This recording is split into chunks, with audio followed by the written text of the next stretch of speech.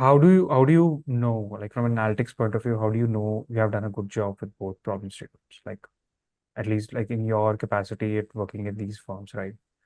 If you can just give Yeah. shed some light as what metrics were you guys tracking? Yeah. So on the first problem statement, like I mentioned, where on the thin file customer, new to credit customer, when the where the data footprints are not really available, Yeah, typically the end conversion becomes really a challenging problem where every industry wants that. If some NBFC or banks are providing you 1,000 leads to your platform, in terms of the top of the funnel, what are the total end final number of consumers you are able to provide them the right credit limit? They are onboarded onto your platform. They are satisfied with the onboarding process.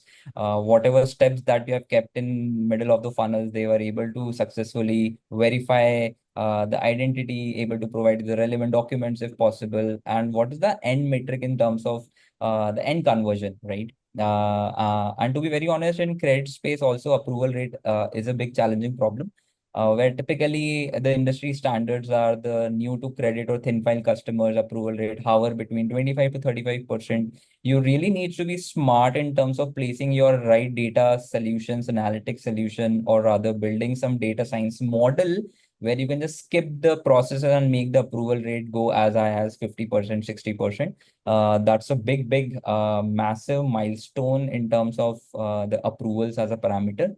mm-hmm. And having said that, since it's a credit business, Product, yeah, your needs to be in under control. I mean, you can just simply blankly allow all the everyone, 100 yeah, leads coming to your platform, everyone, and can have highest approval rate.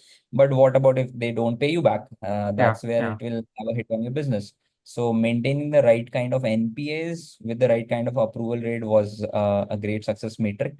On the second part, in terms of the customer lifetime journey milestone, what typically now the companies are evaluating is in terms of what are the minimal number of touch points needed for a customer to make X number of transaction within Y days, okay, right? okay, Example, let's take an example of a quick commerce vertical. mm-hmm. Yeah, Suppose I'm coming on the platform, I made the first transaction today.